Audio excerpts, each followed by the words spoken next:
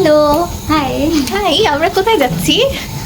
বইমেলায় অবশেষে। অবশেষে আজকে 27 তারিখ, কালকে বইমেলা শেষ হয়ে যাবে। ফাইনালি আমাদের টাইম বের হয়েছে, আসলে আমার টাইম বের হয়েছে দেখে আমরা আজকে যাচ্ছি। আর আজকে হচ্ছে আমার 3টা ট্রিটের 1 নম্বর ট্রিট আপু দিবে। হ্যাঁ, আমার কাছ থেকেও 3টা ট্রিট পাই, সো আজকে 1 নাম্বারটা দিব। জমে গেছে। হ্যাঁ, এরপর বাকি 2টাও আস্তে আস্তে দিব, সমস্যা নেই। ওকে, তাহলে চলো এখন বইমেলায়। টাটা। তো এই তো সাজুগুজু করে এরপর বাসা থেকে বের হয়ে রিক্সা নিয়ে নিলাম বইমেলার উদ্দেশ্যে। অ্যান্ড রিক্সায় যেতে যেতে আমরা দুজন এটাই বলতেছিলাম যে আমাদের হচ্ছে গিয়ে আউটফিটের সাথে যানবাহন মানে আউটফিটের সাথে ট্রান্সপোর্ট কখনো ম্যাচ করে না। তো ওই মিমগুলোর কথা মনে পড়তেছিল আর কি আমাদের, যে এত সুন্দর পশভাবে সেজে গুজে বের হয়ে এরপরে উঠতেছি সিএনজিতে রিক্সায়, এই হইতেছে গিয়ে আমাদের অবস্থা। ফুল ইনফরমেশন আপনারা আজকে শুনতে পেলেন, এটা কিন্তু মিথ্যা কথা। আগে খেয়ে কোমরটা নিয়ে বাসায় যেতে পারি হইছে। আসলে এটা কোন সাইড দিলাম। তো এই তো গল্প করতে করতে এরপর আমরা চলে আসলাম বইমেলায়। আসলে হচ্ছে গিয়ে বইমেলায় সাধারণত রমনা কালী মন্দিরের গেট দিয়ে ঢুকে অনেকে, বাট আমরা হচ্ছে গিয়ে সোহরাওয়ার্দী উদ্যানের সামনেই নেমে যাই। তো ওইখান দিয়ে হচ্ছে গিয়ে উদ্যানের গেটটা দিয়ে ঢুকে যাই আর কি বইমেলার ভিতর।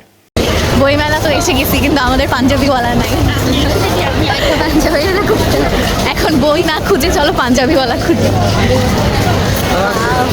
সো বইমেলায় ঢুকেই ফার্স্টে যেটা চোখে পড়েছিল এটা ছিল এই যে এই পেইন্টিংয়ের এই জায়গাটা। এখানে অনেকগুলো লোক বসে ওনারা হচ্ছে গিয়ে পেইন্টিং করছিলেন। এত সুন্দর লাগতেছিল পেইন্টিংগুলা, মানে অসাধারণ। আমরা ভেবেছিলাম যে আমরাও বসে পড়বো নাকি পেইন্টিং করানোর জন্য। যাই হোক, পরে আর বসি নাই পেইন্টিং করাতে। এরপর হচ্ছে গিয়ে আমরা স্টলগুলো দেখতে চলে আসি, কারণ অলরেডি আমাদের অনেক বিকাল হয়ে গেছিলো। অ্যান্ড হচ্ছে গিয়ে অবশ্যই বইমেলায় আসছি, ছবি টবি তো একটু তুলতে হবে তাই না? তো আলো পড়ে গেলে কিভাবে ছবি তুলবো?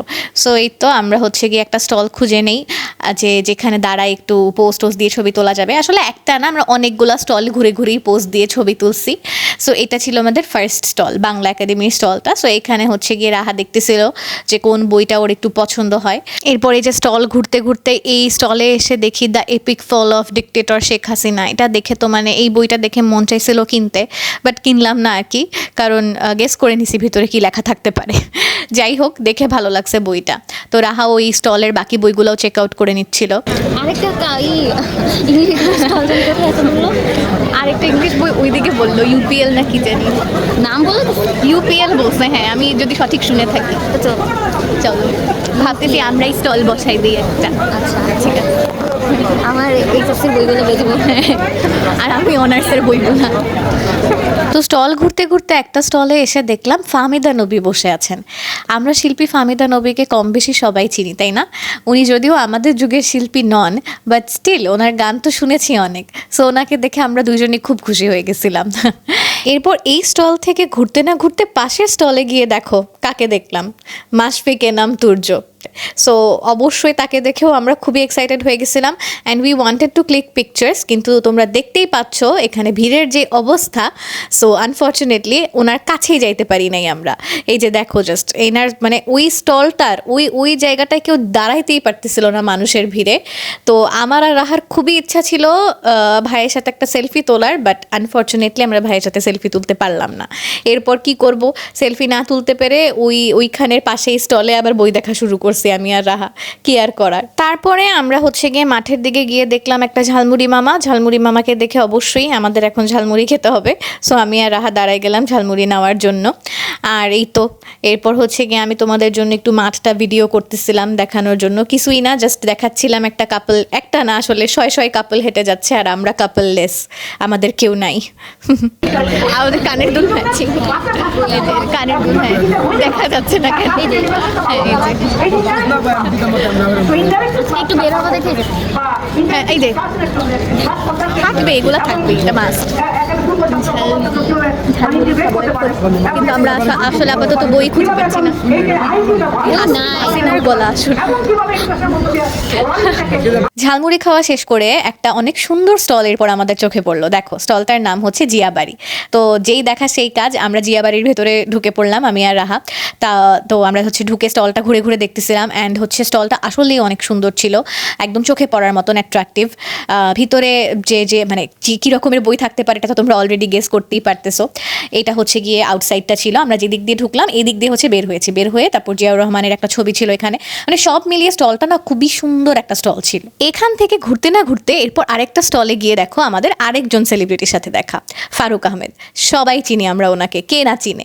সো মানে ওই দিন আমাদের একটা লাকি ডে ছিল আসলে, একটার পর একটা সেলিব্রিটির সাথে দেখা হয়েই যাচ্ছিল কিন্তু আনফর্চুনেটলি একজনের সাথে আমাদের ছবি নাই। ওকে, এখন যেই কারণে বইমেলায় আসা, আমি বলেছিলাম রাহাকে আমি একটা বই কিনে দিব, সো সেই বইটাই আমি এখন রাহাকে কিনে দিচ্ছি। এর একটা কাহিনী আছে, তোমরা ভিডিওর শেষে সেই কাহিনীটা দেখতে পাবা। বইমেলা কিন্তু ঘুরছি, ঘুরে আমরা বই কিনছি। কি বই সেটা দেখাচ্ছি।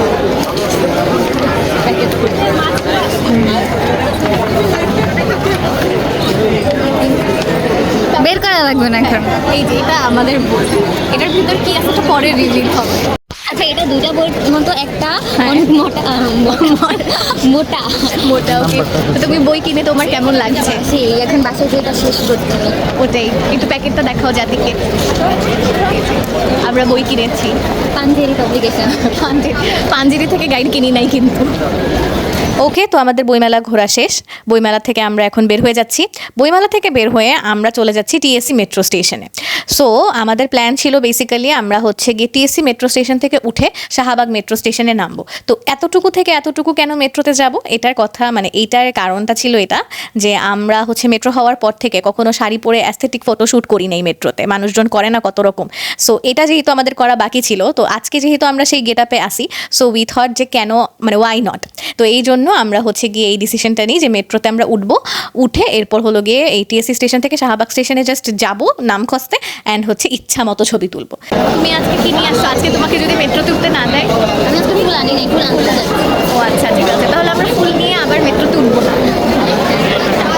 বেলুন নিয়ে কেন ঘুরতে যাবে না? বেলুন লেখা আছে? সিঁড়ি ধানে বড় করে লেখা মেট্রো থেকে বেলুন উড়ে যাবে। টিকিটের জন্য লাইনে দাঁড়ায় থাকতে থাকতে হঠাৎ করে মেট্রোর ফ্যানগুলো আমাদের দিকে বাতাস দেওয়া শুরু করলো। আর যখন এভাবে চুলে মুখে বাতাস লাগে তখন তো মেইন ক্যারেক্টার ভাইব এসে যায় একদম।